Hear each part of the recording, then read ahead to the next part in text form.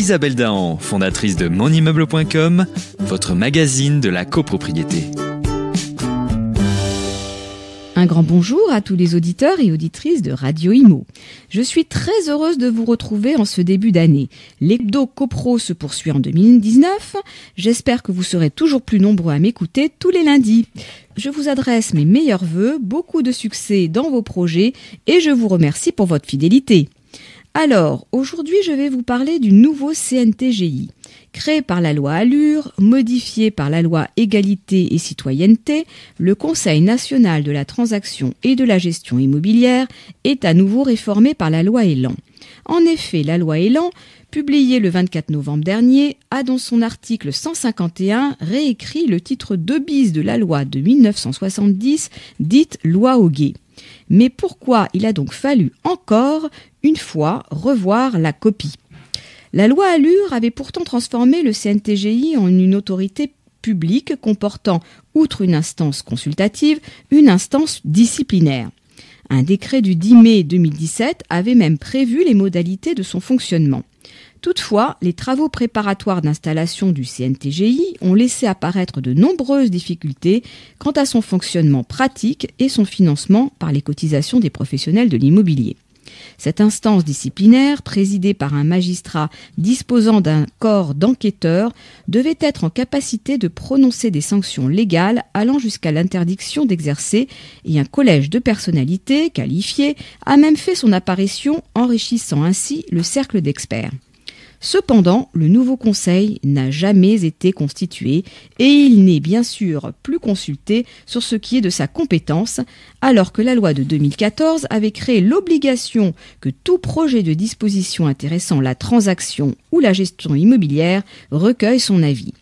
Il a été de ce fait pratiquement supprimé, alors qu'il représente une vraie chance pour les professions qu'il incarne de gagner en conformisme et en rigueur. De nombreux professionnels, comme administrés, ont réclamé cette évolution de toute urgence et c'est pourquoi le gouvernement a souhaité modifier à nouveau le CNTGI à l'occasion de l'examen de la loi Elan. L'article 151 de cette loi constitue cette fois le CNTGI en une commission consultative au sein de laquelle est créée une commission de contrôle en charge d'examiner les cas de pratiques abusives des professionnels de l'immobilier. La composition du CNTGI, qui n'a plus la personnalité morale, est modifiée et comprend désormais 16 membres contre 21 auparavant, dont un président qui n'est pas choisi parmi les autres membres. Il est important de noter qu'il détient une nouvelle compétence en copropriété. Il peut être désormais consulté sur l'ensemble des projets de textes législatifs et réglementaires relatifs à la copropriété. De plus, il conserve son rôle dans l'élaboration et la mise à jour des règles constituant le code de déontologie. Mais les dispositions relatives au pouvoir disciplinaire du CNTGI sont modifiées avec la création d'une commission de contrôle des activités de transaction et de gestion immobilière apte à saisir les services de l'État. Cette commission instruit les cas de pratiques abusives portés à la connaissance du Conseil et adresse son rapport pour avis au Conseil. Le président du CNTGI propose à la délibération du Conseil la transmission du rapport à la DGCCRF. Dès la publication du décret devant définir les modalités de fonctionnement du nouveau CNTGI et de l'arrêté de nomination de ses membres, le CNTGI pourra poursuivre ses activités.